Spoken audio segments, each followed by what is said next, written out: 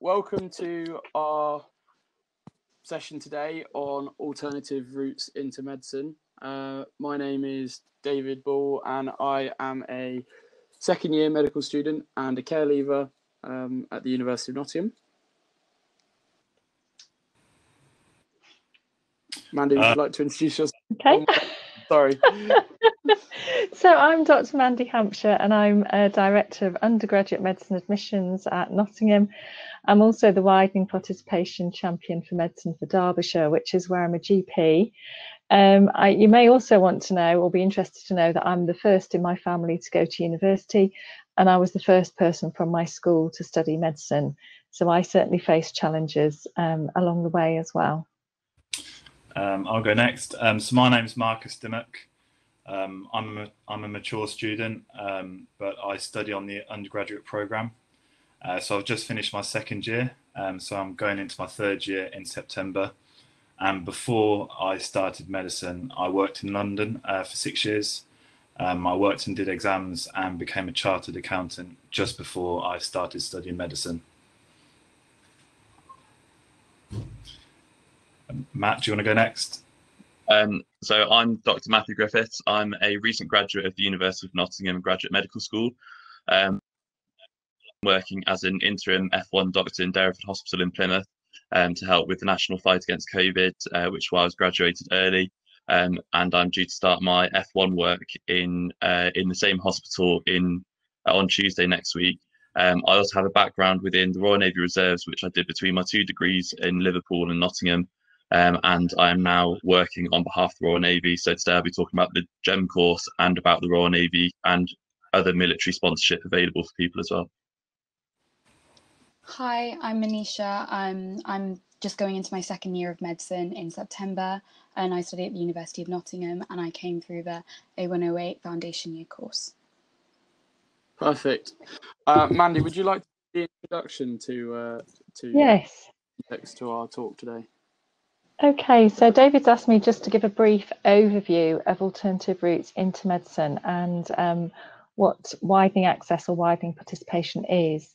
So I'm hoping you see my slides, and you can make them slightly larger, I think, by clicking on your screen. So what's known as the standard I've called it standard medicine course, it can be 5 or 6 years long.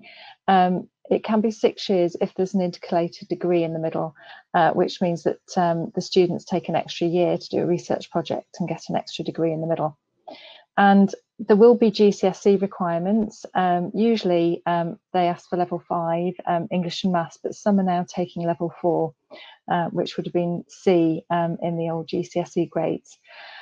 However, there are some medical schools that don't have any GCSE requirements. So this would be my first point, is if you're looking to study medicine, you really need to look at the requirements for the courses, because they vary a lot. And the best place to look is Medical Schools Council, because they've got they update their information every year, and they've got all the information in one place. So they're a really good source of information. And then in terms of A-levels, the usual grades are 3 A's, but some will accept 2 A's and a B. And some medical schools will offer a contextual route in, which is for students who have widening access or widening participation criteria. And then they may be 1 or 2 grades lower. And although most medical schools ask for either chemistry or biology, and some ask for both, there are Newcastle Medical School has no specific subject requirements. So again, you need to think about what your A-levels are and where you can apply. Some medical schools are now accepting reset A-levels, whereas maybe they didn't in the past. And there are a few medical schools that accept access to higher education diplomas or BTEC for the 5 or 6 year courses for their standard course. And then Monisha and David would have said that they've done our A108 course at Nottingham, which is for students who meet our widening access criteria. And there's an extra year at the beginning of our 5-year course. And for these courses, there's often lower GCSE requirements and lower A-level grades.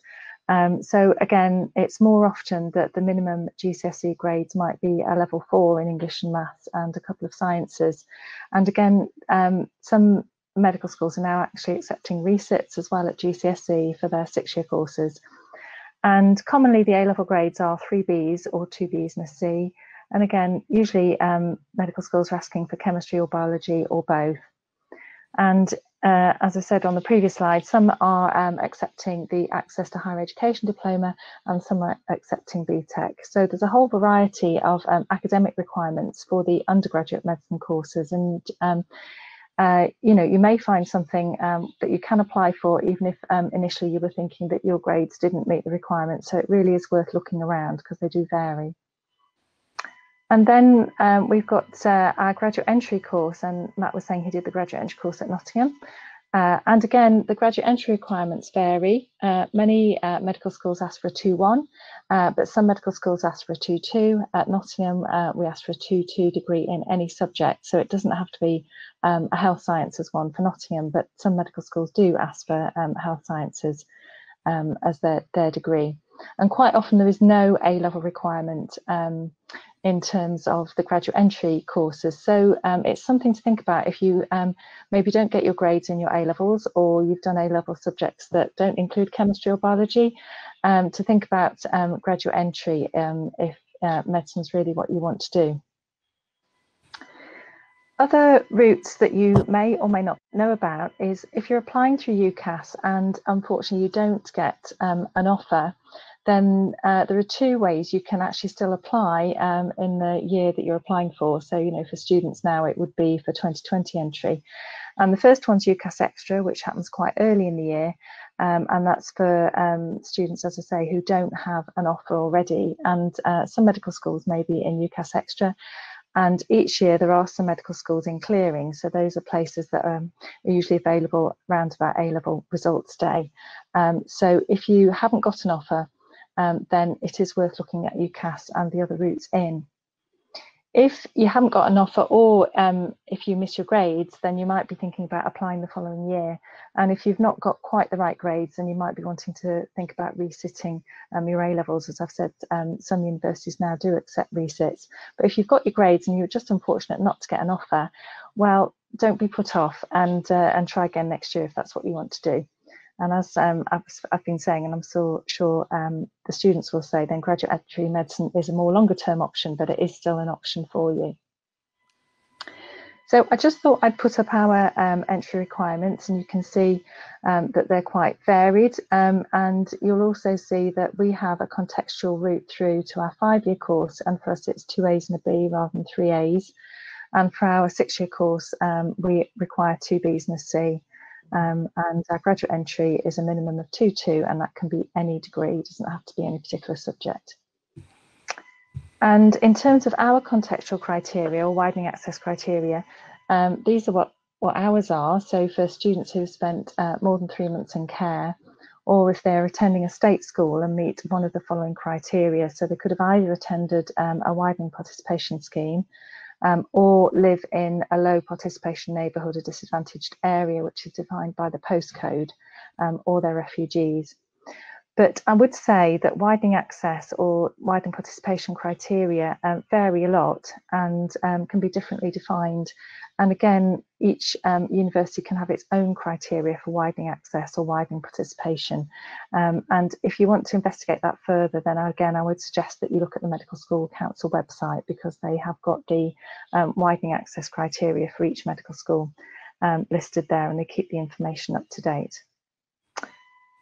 We're going to cover finances because that's really important, and there's lots of different options to be thinking about in terms of not only the standard student loans, but each university may have bursaries or scholarships you can apply for, and there can be other means of gaining money, such as military or forces sponsorships, and sometimes there are charitable bursaries that might be for the area where you live.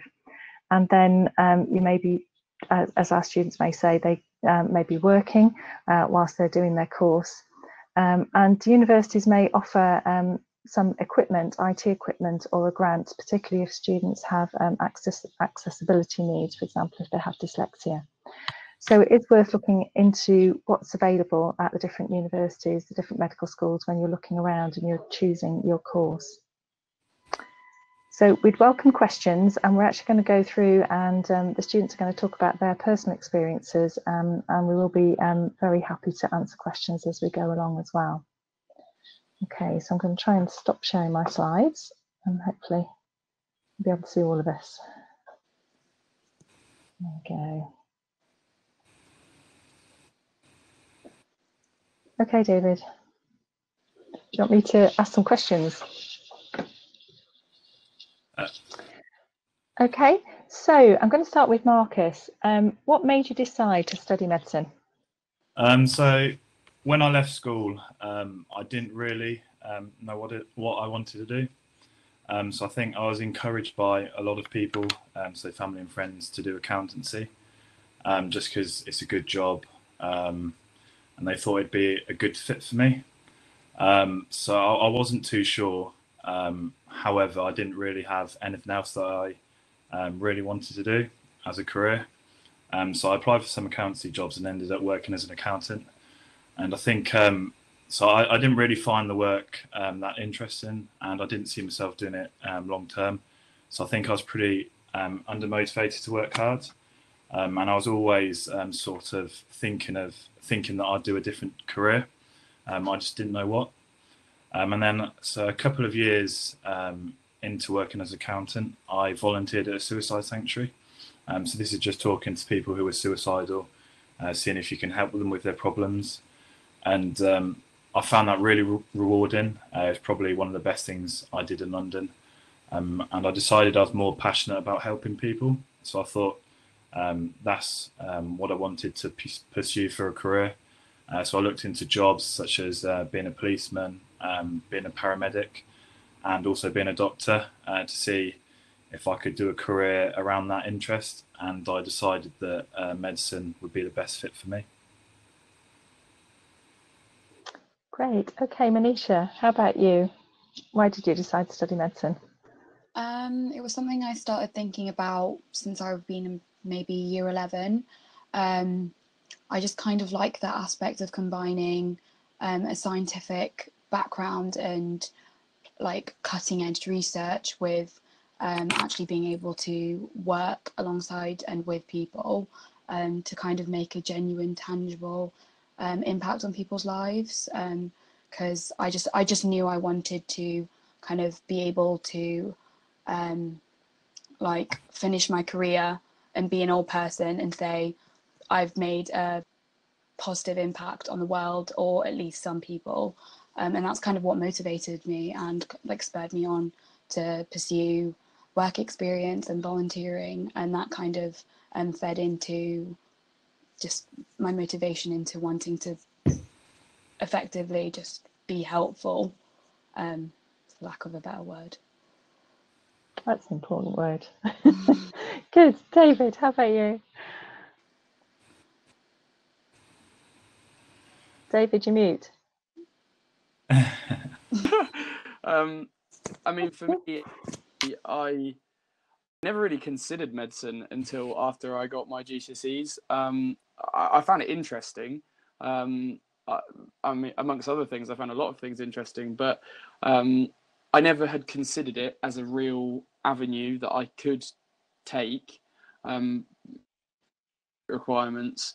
But then when I did better than I could really have hoped for in my GCSE, suddenly it became a little bit more of a oh well, actually maybe I could do that. And as I started to think about it more, that came at a time in my life when I had family members in hospital, and going way back, I'd always been terrified of hospitals, absolutely terrified of hospitals and doctors and healthcare professionals. And as I was growing up, and obviously I had family members in hospital, it kind of forced me to address that I can't just go through my life being scared of hospitals and doctors, etc. And they kind of just came at the right time. So with getting good GCSE grades, and then also being interested in the science side of things, and then also, as I say, dealing with that personal side, I realised that actually maybe I could see myself doing that. So I came full circle from hating hospitals. I remember doing my work experience and saying to my grandma, like, if you told me 5 years ago that I would be doing my work experience in a hospital, I wouldn't have believed it. So yeah.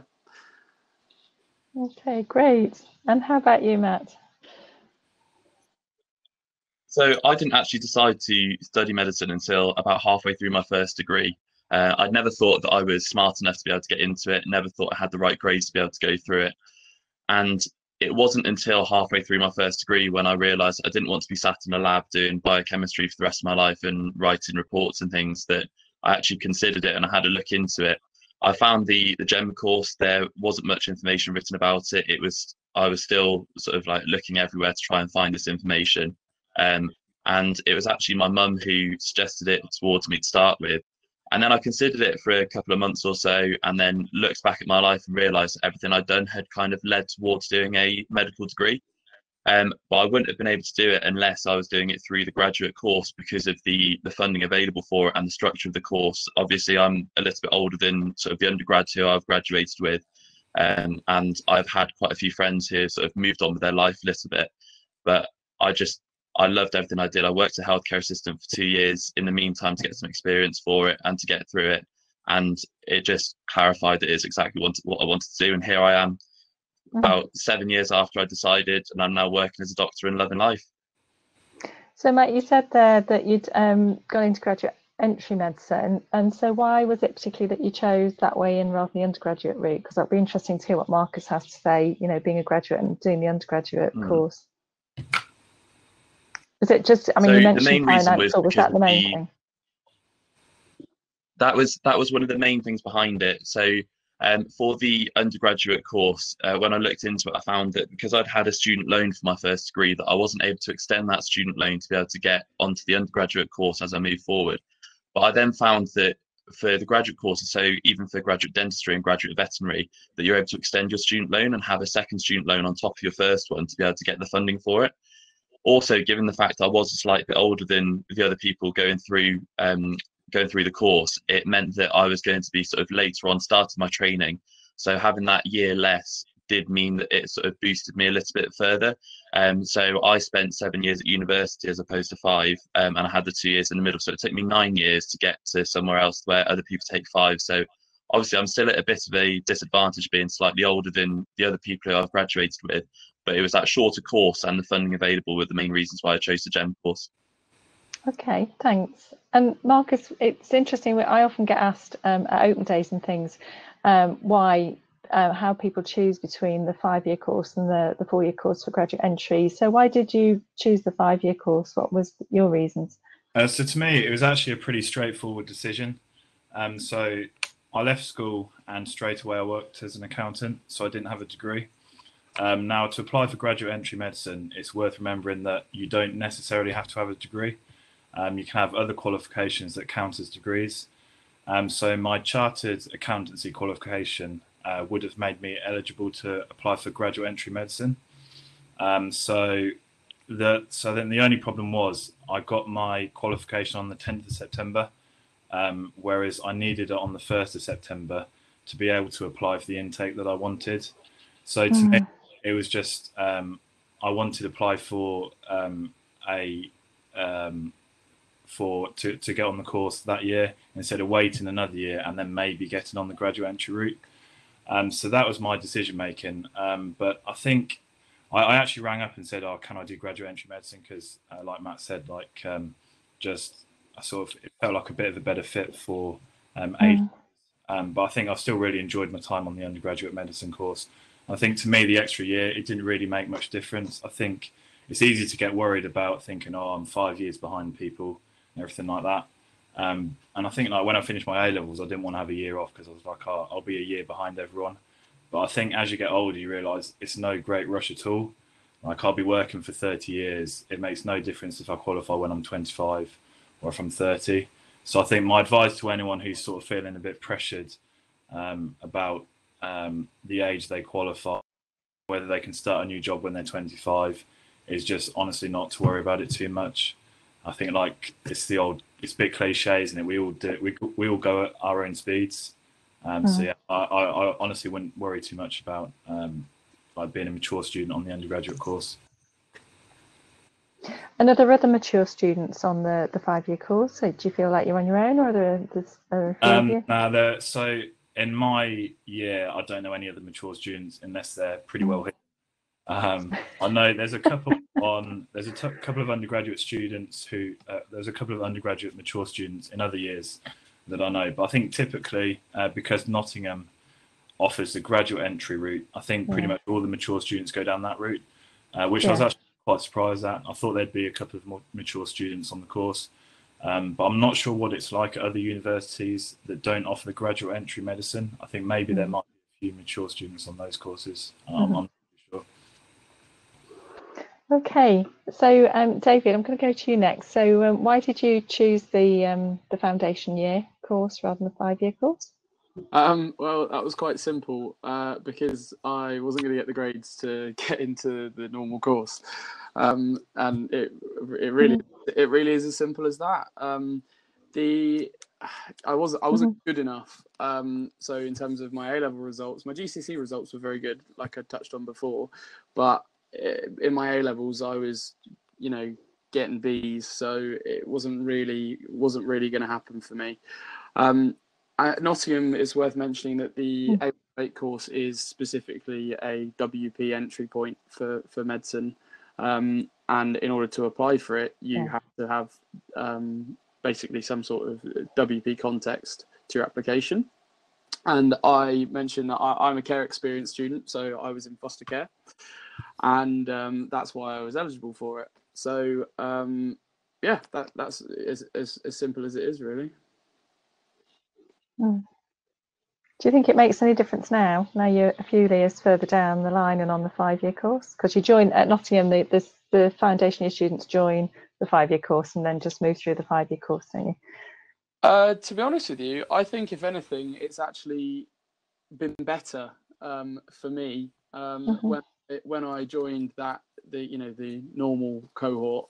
I was a lot more settled. I'd done a year at university, and I think that makes a big difference, actually, just the maturity and the changes associated and the adaptations of making that transition from, from potentially sixth forms, colleges, etc., or a year out to then living on your own, away from family, doing things for yourself, and actually just being settled.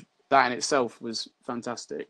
But then also being in a habit of studying, etc., being surrounded by like-minded people, and at the end of the day, being on a pathway which I wanted to be on, I finally had some direction.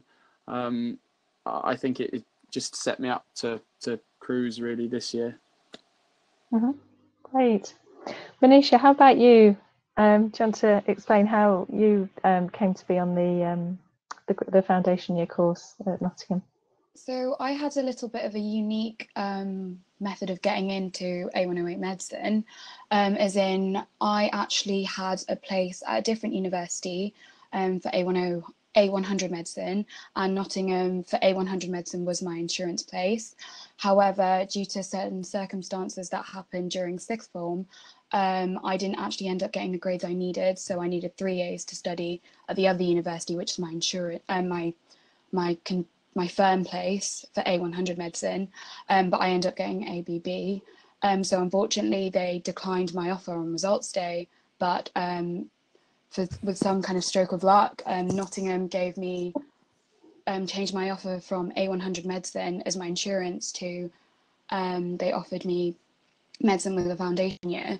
And so it was a choice between not doing medicine at all or taking the foundation year program, which obviously I accepted because I'm here now. But it is worth noting that although I didn't apply to the A108 course, I did have certain circumstances that were touched upon in my reference because I had some stuff going on when I was in sixth form. But I think it is worth just use my story as kind of a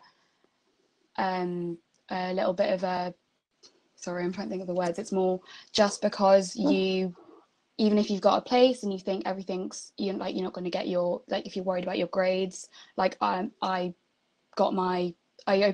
out my grades before my results. So I was like, well, I'm not going to medicine. And then I got onto Ucas and I was like, I am going to medicine.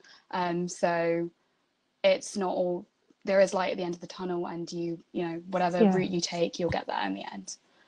Yeah, Yeah. Bit of a complicated Okay, way of thank you. saying that, yeah. No, that's fine. Presumably you couldn't have applied for the foundation course originally because you had been predicted higher grades. Yeah, So you I was wouldn't have been eligible to predicted. apply. Yeah, but because you didn't get them, then actually, you know, we offered you that year, the A108 course, yeah, which varies year on year.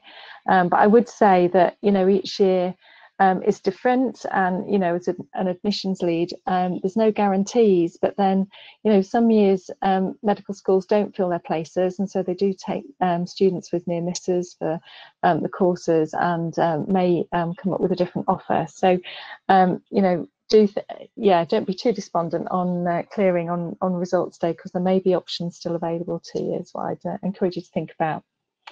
Okay, so then thinking about what challenges did you face when applying for your medicine programme? Marcus, shall I come to you? Yep. So for me, applying on to the undergraduate course as a mature student, I have pretty much the same experience as any other undergraduate student. So I go through the same process, which is UK CAT, interview, write a personal statement, just the normal stuff. There are a couple of challenges that I had though. So the first one, it's not applicable for this intake, but it's work experience. So I think when I was trying to organise work experience and ringing up hospitals, I think it's pretty much a waiting list of about a year. So that was a struggle getting that organised. But luckily I found a friend whose mum is a doctor. So if you're struggling to get work experience, I'd just encourage you to think of anyone that you know that might be able to help you. The second thing, I think when I applied, so my A-levels, I'd done them 5 years before, and they were only valid for 5 years applying for the undergraduate course. So luckily I was applying just in time so that I could use my A-levels. But if I didn't get a place on the intake that I applied for, I would have had to go down the graduate entry route or redo my A-levels. So there was a little bit of pressure on getting a spot for the intake that I applied for. Okay. David, how about you? Were there any challenges for you? I think you're muted, David. I think that was probably, as I've touched on, the biggest difficulty for me to start off with, for many reasons. You know, I was doing a bad job of juggling a lot of things on my plate, and I didn't perform anywhere near as well as I could have done. And that is, you know, worth noting, that is the whole point of the contextual admissions policy. You may have, you know, not quite done as well as you'd have hoped in your A-levels, but you are equally as capable as your, you know, your contemporaries when you do get onto the course. You know, that's the whole point of the foundation. It wouldn't exist otherwise. So, yeah, it was grades. Also, a little bit actually of staff knowledge. School, which is a bit of a weird one for me because I went to a really, really good school, a really very academic school, and it was actually because it was a good academic school that they actually lacked in the knowledge department when it came to alternative, non-traditional routes into higher education. They had fantastic resources and knowledge in terms of getting, you know, the best students into the best institutions, but when it came to my particular circumstances, they weren't necessarily best equipped. So I also did kind of felt like I've been written off because, you know, here was me being like, I really want to study medicine. I really want to study medicine. And all my teachers going, you're getting B's, you know, you know, kind of, that's not really, you know, they never said that to me, but I could kind of tell if you'd have asked any of them, they probably wouldn't have said, yeah, he's going to go and study medicine.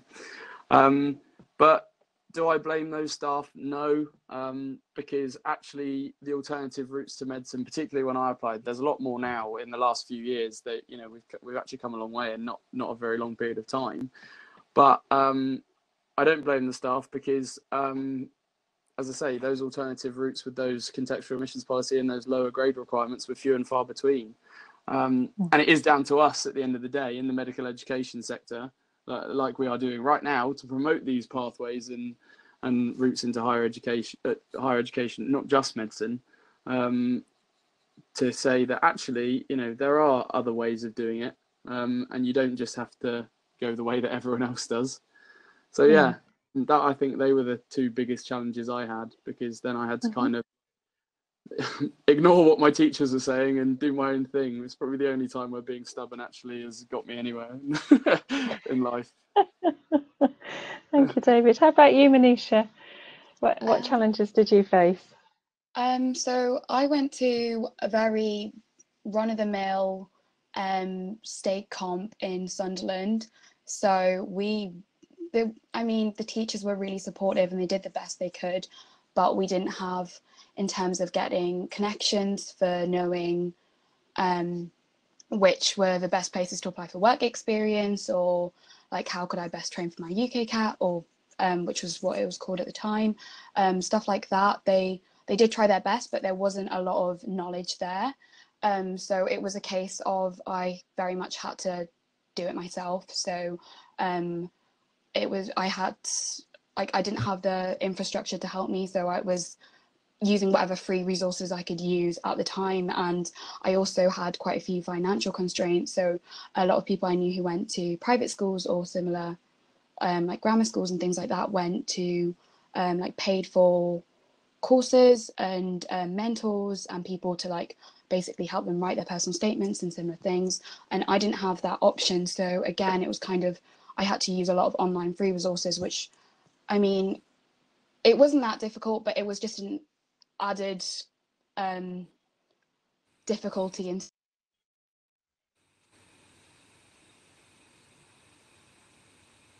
Okay, I think we're losing Monisha just temporarily. is it Matt, shall I come over to you? Yeah, thank you, Monisha. Matt, shall we come to you? And Okay. so what difficulties did you face, or challenges? So I found that there were three main difficulties that I had sort of with applying for medicine and sort of going through the course as well. The first one that I've already touched on was the fact that it's another 4 years of your life that you're sort of delaying. And I had a lot of friends who were buying houses, getting married, having children, and also sort of like moving on with their careers. But then in the grand scheme of things, 4 years in a 40-year career really isn't that much. And I had friends who were going through university who already had families, already had a career, and they were able to have friends into their 40s, like late 40s, in fact, who are studying medicine. So it's only an issue if you make it an issue. And I'm now at that point in my career where I can move forward, and I know that I'm quite happy with that. I know I've got friends who have bought houses and things, but I know within the coming years I'll be able to catch up with them in that aspect of it.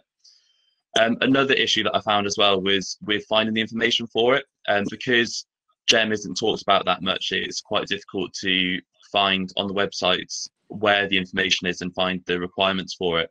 But I found that student rooms was a really useful place to have a look for that, because a lot of people were talking about where the best places to go were, what the different requirements were, and how the courses differed at different places, and also what the different entrance exams were for it, because you've got the UKCAT and the GAMSAT as well. And the GAMSAT is something that's specific for graduate medicine, and that was, well, it's over 5 hours long, but it's worth doing to get into the course. The final one that I found a difficulty was with finances, because my family's never been a well-off family, and as I said earlier, I wouldn't have been able to afford to do it unless I was on the graduate course. Unfortunately for me, I just missed out on being declared as an independent student through student finance, and there's a lot more information on the student finance website as to how to be classed as an independent student. So therefore I missed out on a slight bit of money, but then obviously for me, because I've got the military sponsorship, that helps me through the course as well, and the NHS bursary is different for the graduate course as well. So how have you found it financially on the course? And do you want to talk a bit more about the military sponsorship, how that's helped? I'll talk about that for a little bit. So I found that the first year was probably the most difficult one, because I was fighting with student loans company to try and get the money coming through at that time. And for the graduate medicine course, the way that it works is the first year you pay the first £3,500 of your fees, and student loans top it up. The second, third, and fourth years of that, the NHS pay that first part of it, and they give you a bursary in the second, third, and fourth years. In the first year, you are solely reliant upon the student finance to be able to give you a maintenance loan. So I was working for the Navy Reserves at the same time as well. And that was kind of topping it up. It was quite a difficult year, especially when you come from working in a career where you're earning money quite a lot and you're used to having sort of that comfort view, to then going back onto being a student again is quite difficult. The military sponsorship, they normally do it for the final 3 years of your degree. And it's quite competitive to get in. Each year there's around about 15 for the Royal Navy, around about 15 for the RAF, and around about 30 for the British Army. The actual sort of like requirements for it, it's probably easier to have a look on their sort of like recruitment pages to be able to see where all of the information is for it. But the broad spectrum of it is that the Royal Navy give you a salary for 3 years and they pay your tuition fees. That salary is 17, 18, and 19,000 pounds a year at the moment, and then you come out at the end and you go on to their salary with that.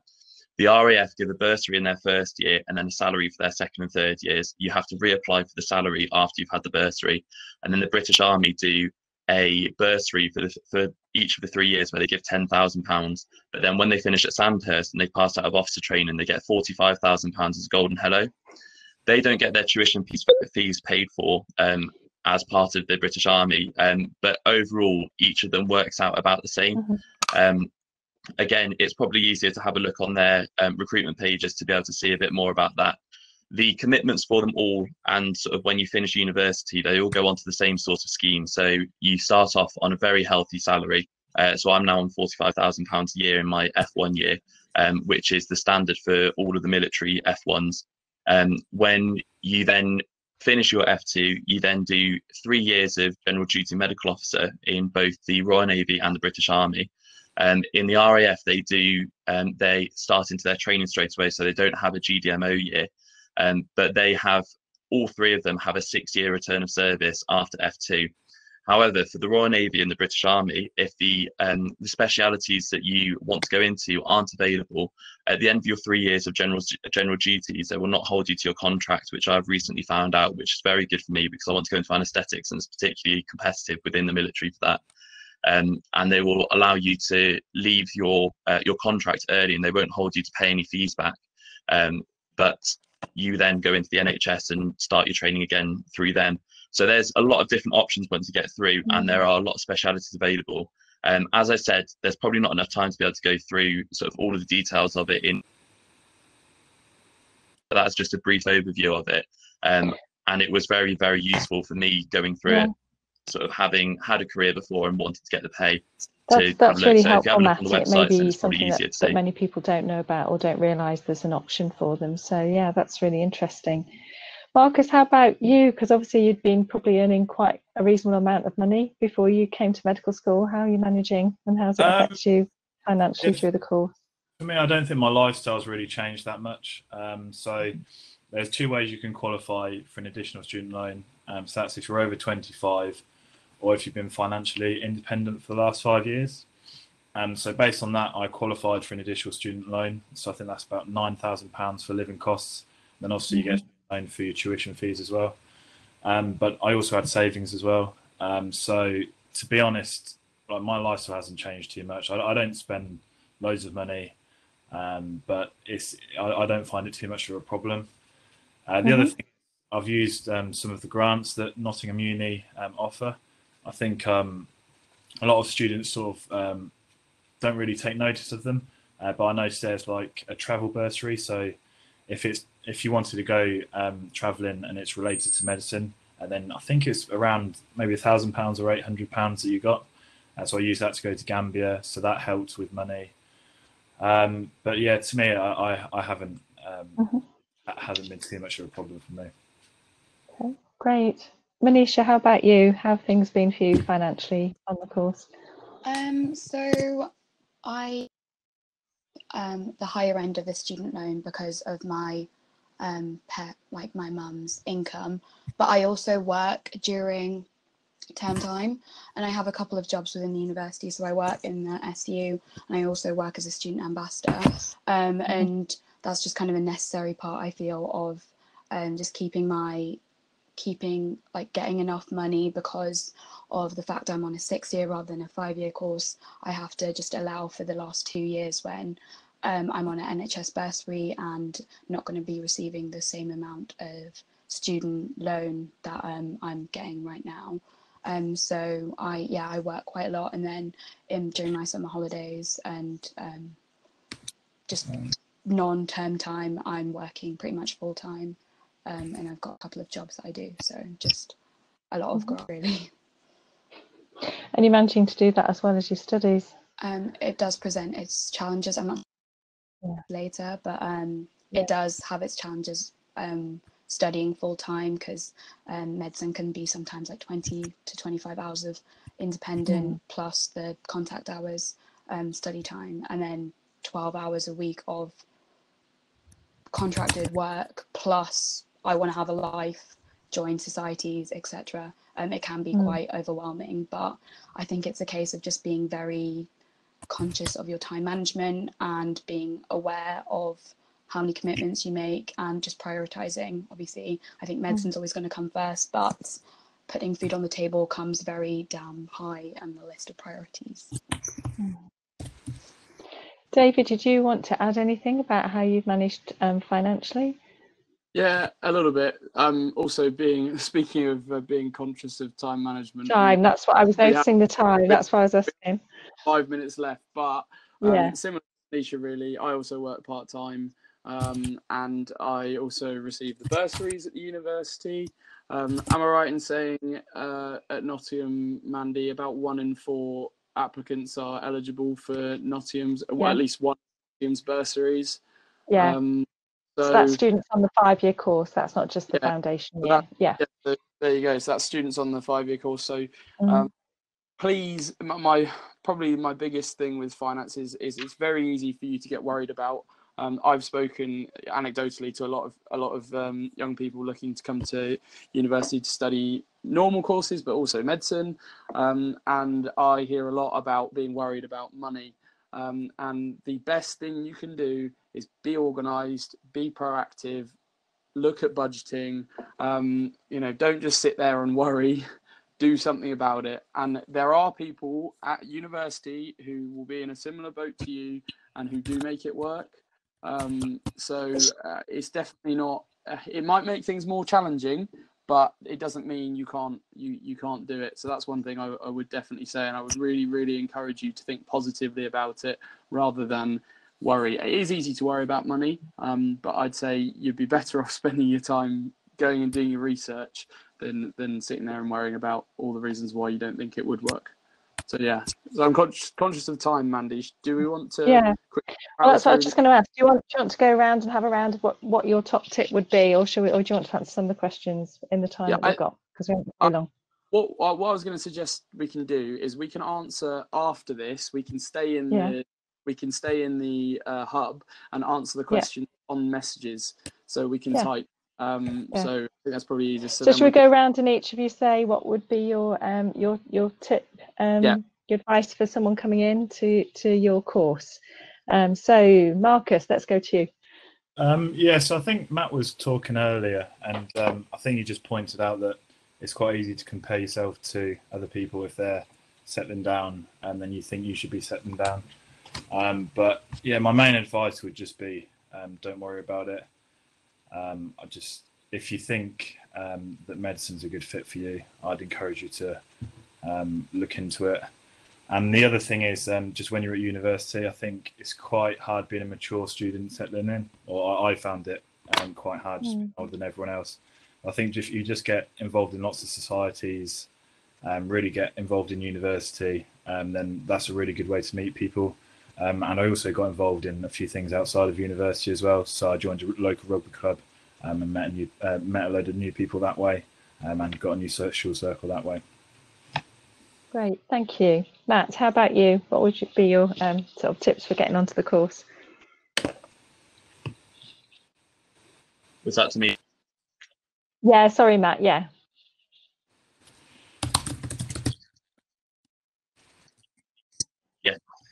So I'd say be sure of what you want to do. So if you think it's for you, then definitely go for it, but be 100%, because you don't want to be questioning yourself as you're going through the course.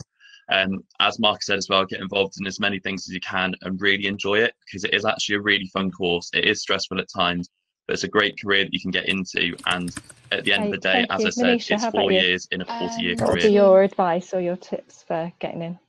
I'd say don't feel like you're any lesser or you're disadvantaged because you're doing a foundation. Like, this is more specific to foundation years, but yeah, for your course, that's what I'm thinking about. Because it's really easy to feel imposter syndrome and feel like you shouldn't be here to some degree, or that you're not clever or able enough, and that can be further from the case. Like, I'm doing just as well as my A108 counterparts, and it is a little bit weird adjusting when you're moving onto a foundation year or from a foundation to a year one program, but there is so many people who've been there and done it, and what you're feeling is completely normal, and don't ever feel like you shouldn't be there, because you've worked hard and you deserve your place.